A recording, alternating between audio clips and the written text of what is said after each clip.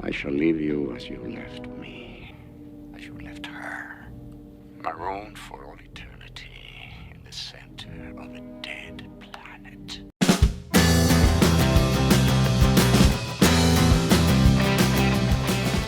Welcome back to my channel. Welcome to my channel if this is your first time.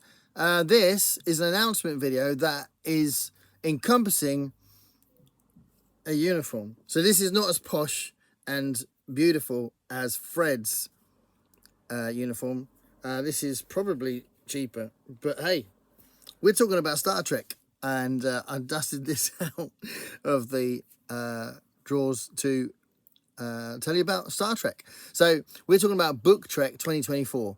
So this is my third time, and I think it's the third, maybe fourth time it's happened. Might be the fourth time, but this is my third go as taking part. So I think I was the host this year and last year. I don't think I hosted the first time I did it, and I only tentatively dipped my toe in. I wasn't that good at taking part the first time, and last time I read a lot more. I'll tell you what I read so far for Book Trek, and then I'll talk to you about other things you could read. Amongst that, I'll be talking about the things I might read, and I'll just talk in general about some things that are out there, because there's all sorts of things out there, and it's I'll tell you about the prompts and that kind of thing. But in general, it's about celebrating Star Trek. I'm a big Star Trek fan. You might have seen on my channel that I've got videos about Star Trek. So I've got my top 10 original series episodes video, my top 10 Next Generation episodes video, my top 10 Voyager episodes, and my top 20 Deep Space Nine ones, because Deep Space Nine is my favorite. Absolutely love it. And I was going to do something which I'll probably do during Book Trek, which is my top 20 characters, and tell you why I love those characters. And that includes a couple of new up-to-date ones, because I think they're awesome. So, but you know, it will encompass most most versions of Star Trek. So yeah, I've been a huge fan since I was a kid. So because I was watching it really early on in my life, when I first started watching it, the only thing available was the original series, and I loved it. And then Next Generation kicked it up a gear and developed it in all sorts of different ways. And then I think Deep Space Nine developed it even more. And then because it was darker and slightly less popular, Voyager was kind of like a return to the episodic stuff, not quite as dark. And it could have gone darker, actually, but they skipped some elements of the plot to keep it light, I think. You know, like the Marquee and stuff. So they did that in Voyager, and there's some fantastic episodes in Voyager. And then Enterprise happened, which I'm not a massive fan of, but I'm giving it another go at the moment, actually. And I don't know, I might talk about that at some point, maybe. And then obviously there's the new wave of stuff. In between was the films that J.J. Abrams kicked off. And I really like the first one, and I really like the third one. I wish they didn't put Khan in the second one, because it would have been so nice if they'd done a similar kind of story and not, you know, hit those beats that Wrath of Khan did. That was really silly. But there we are. The third one is really underrated, I think. So anyway, I'd like to do a video about the films, because I think they're really interesting things. They're quite different, and obviously there's a bit of a cliche with the even numbers being better than the odd numbers. But I don't think it's as simple as that. So I might do something on that. I don't know. Let me know if you want that. But I love Star Trek. Absolutely love it. Really love it. And, you know, I did a video as well where I compared my love of Star Trek with my love of Star Wars, and how I feel about some of the recent stuff that's been on TV.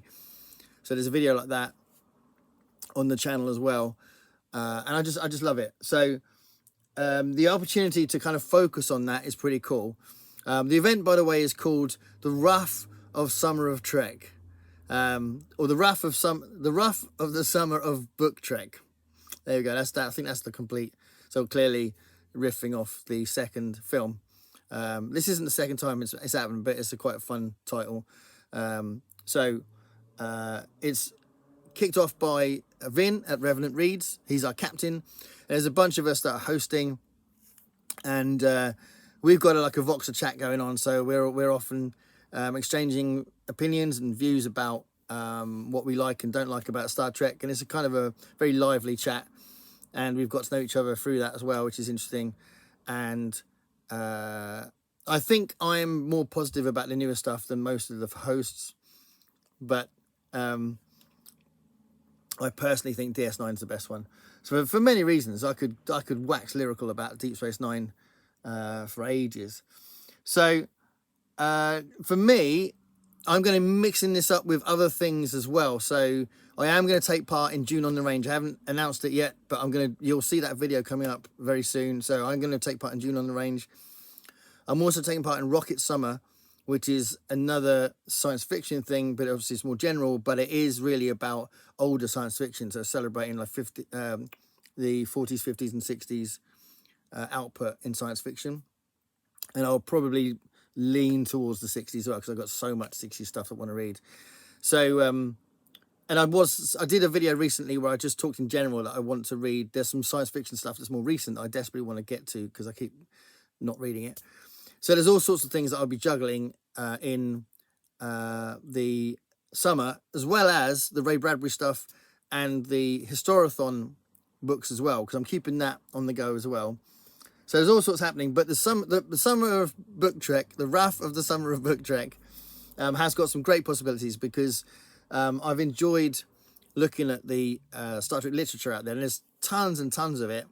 And some of it's quite frivolous and light and fluffy, and some of it's a more serious attempt to write a good novel with a Star Trek setting. So, you know, some of it's just fun, some of it's more serious.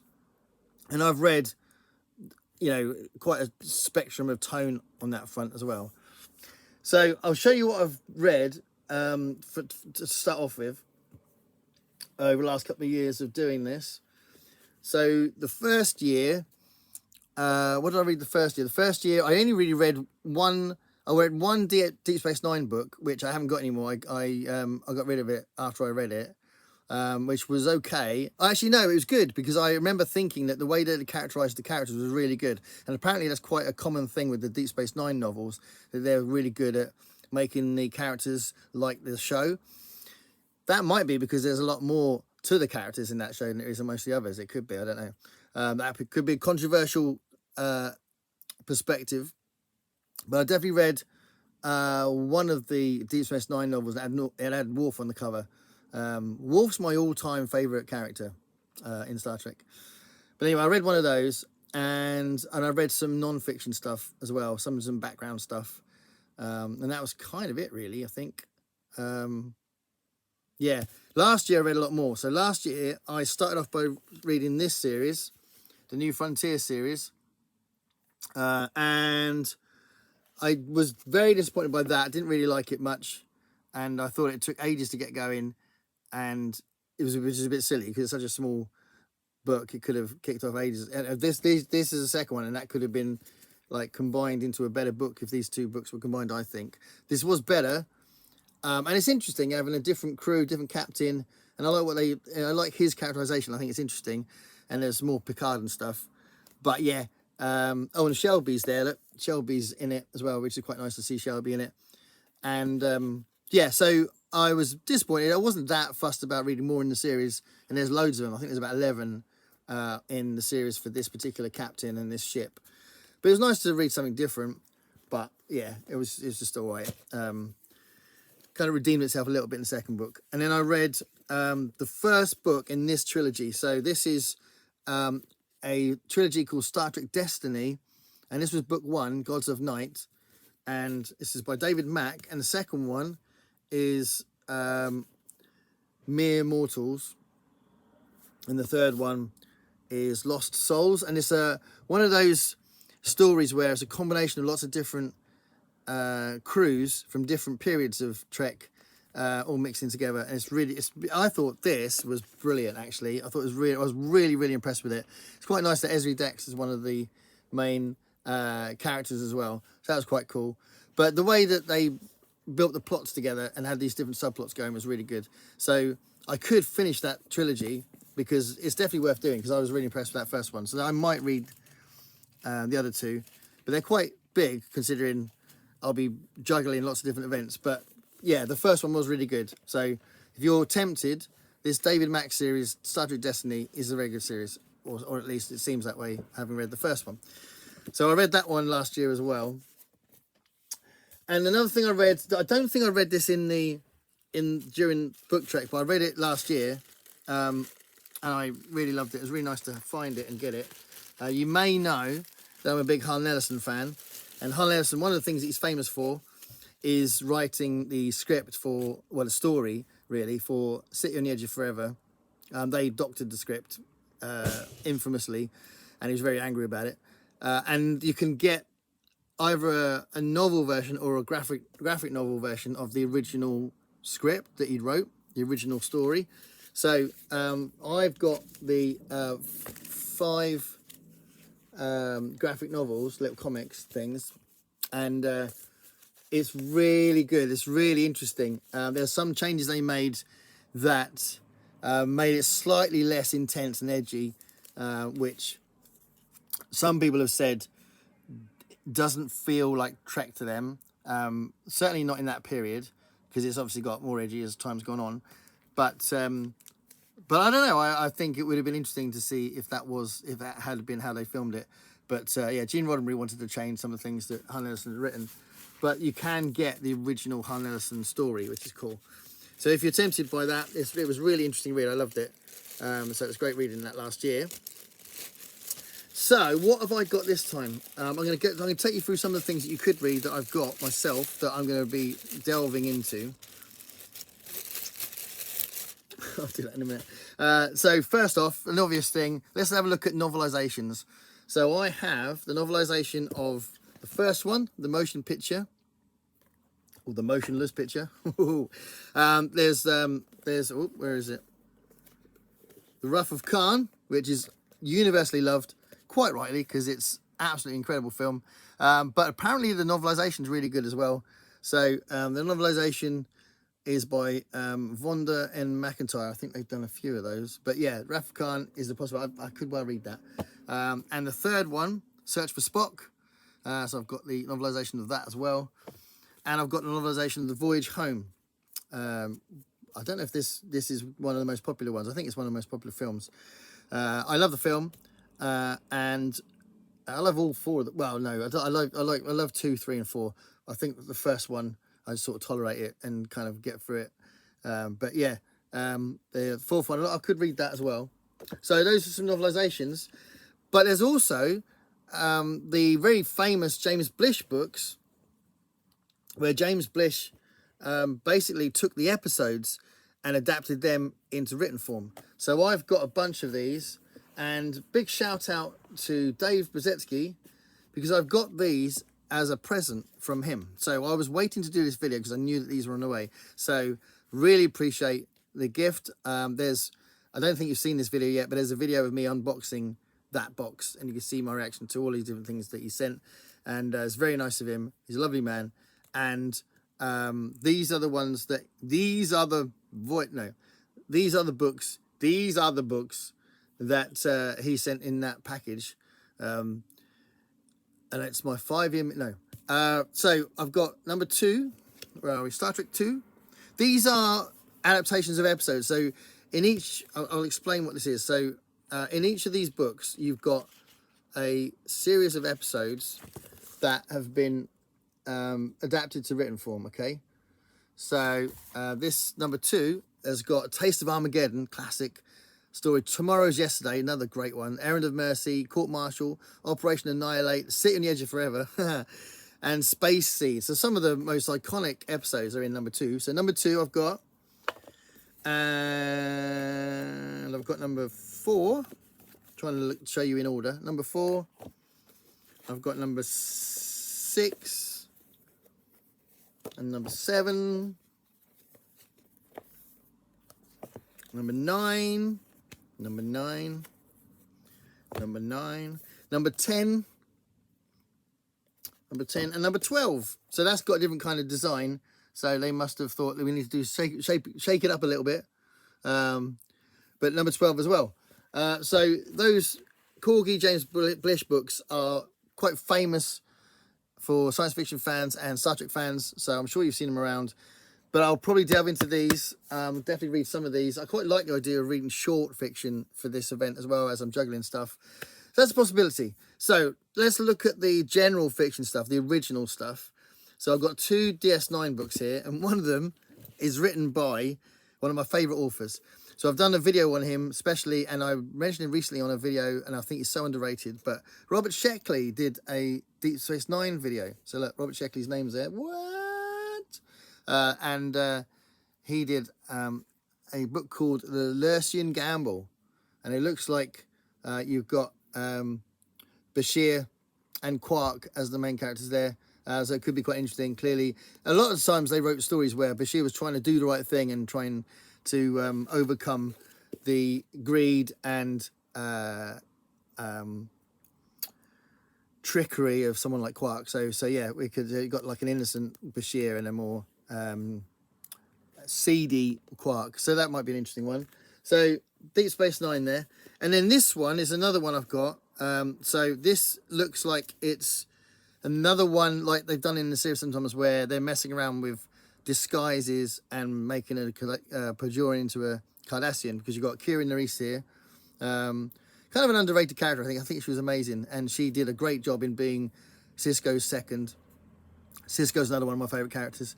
Fearful Symmetry, and if you flip it over, you've got a Cardassian version of Kira Nerys there. So I think...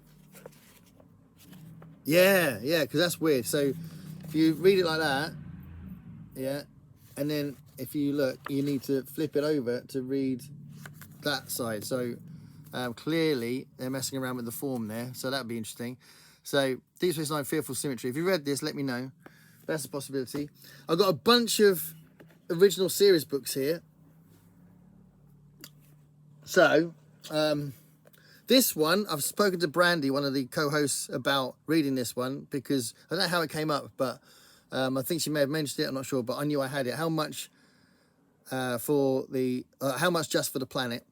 So clearly it's a Kirk one, and I think yeah, I think it's got a new character in it in the center of it. We got, obviously, Klingons are the antagonists. So How Much Just for the Planet is just a great title, and it made me want to get it. So that's by John M. Ford. And then there's a bunch of others here. So you've got Time for Yesterday by A.C. Crispin. Fantastic condition, actually. A.C. Crispin's Time for Yesterday. A.C. Crispin wrote loads and loads. That looks like a time travel one. So that could be good. And then Yesterday's Sun. Another one in absolutely brilliant condition. A.C. Crispin, Yesterday's Sun. Possibly, I mean, I don't know if Spock's just really good to put on the covers, or if he's the main character in the stories. Clearly I have to read them first, but Spock's often on these covers. This is called Double Double. So it looks like they're playing around with a doppelganger plot, which they did in the series as well. So that could be a thing. Doctor's Orders, so one that's all about McCoy, hopefully. So McCoy's a fantastic character. And Diane Duane has done a number of Star Trek novels, so very prolific Star Trek novelist. Doctor's Orders. This one is The Tears of the Singers. I wanted to get this because this looked really interesting. So this is by Melinda Snodgrass, who again has written loads of Star Trek novels, and this is all about Uhura. So Uhura is not actually the main character in the series, really. It doesn't do a lot in the series and doesn't get featured in the novels that much, but this is all about her, and it is about her voice, because she did sing in the series, and she was known as a singer, the actress, and Michelle Nichols could sing.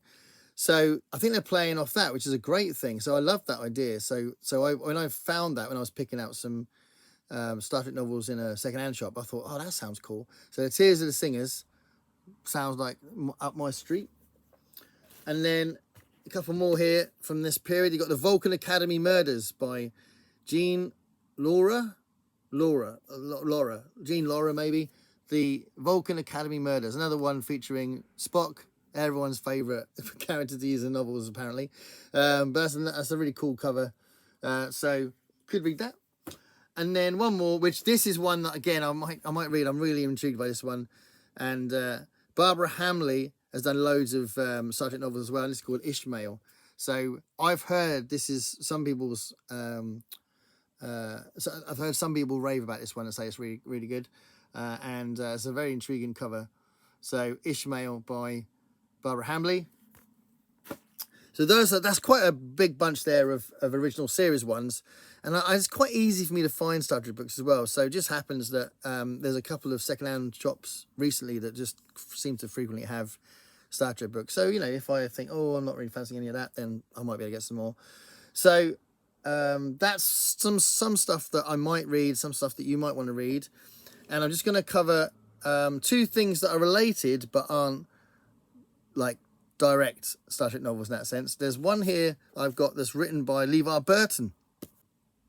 Yeah, so LeVar Burton is, I imagine, might be a really good writer because he is also famous, besides famous for being Geordie and for being in the original Roots, he is famous in America for encouraging children to read as being a real passionate advocate for learning how to read better and getting your children to read and all that sort of stuff. So, he's probably really into literature. Who knows? He's probably a really good writer. So I'm kind of intrigued from that perspective. And, Aftermath looks interesting. So I'd like to read that. And one other book that is not directly related to Star Trek, but I would massively recommend it. It's one of my favourite books, actually. It's a brilliant book. And that's John Scalzi's Red Shirts. So I don't know if you can tell straight away from the title what this might be, especially if I tell you it's a comedy. But it's a parody of that thing that everyone's been saying for decades, that anyone with a red shirt is going to die in the episodes. You get these away parties and you've got Kirk, McCoy, Spock, and 2 red shirts that go down onto a planet. And those 2 red shirts don't come back. You don't want to go down. And this kind of plays with that. It's really clever because it's got it's basically, if you imagine as it starts, you've got some of the security team literally hiding, so when Kirk comes down to pick someone to go on an away mission, they're not visible, so they're not going to get called onto the planet because they think that they're not going to come back. And it's very good the way it develops, and it really pushes the idea to the point of getting quite meta at the end. It's a really good ending, and it's just brilliant. So I think he's a really good writer. I did do a video on John Scalzi, and then he released another book, and I thought actually I need to do another one because I rescheduled it so many times because of other videos being more time sensitive, and I've just decided to do another one. So I'm going to do a John Scalzi video soon because he is highly rated and he's very popular, but I think there's a lot of booktubers that say that it's not not necessarily not deep enough, but it's not literate enough. Maybe the way his prose isn't dense enough. Maybe, I don't know, but I think he's a good writer, and there's a very specific way that he's good as well, which I'll get to in the video. If you're curious, then that is coming up soon. So John Scalzi's Red Shirts is very funny and it's great for a Star Trek fan if you want to read it. It's not like his other books anyway, so there are some people that might like this but not like anything else he's done. But if it's a good adjacent book for Star Trek.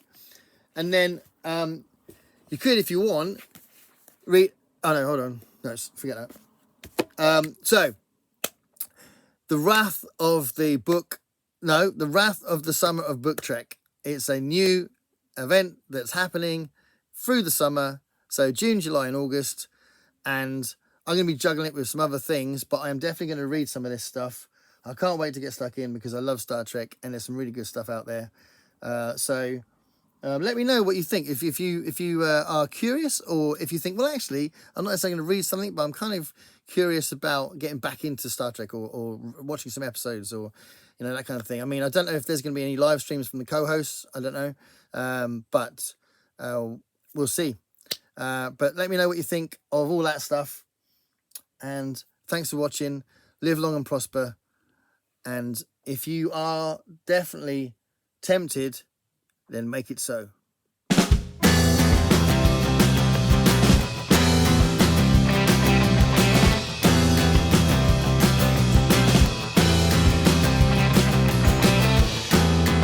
Paint me a picture of what it's like to be you.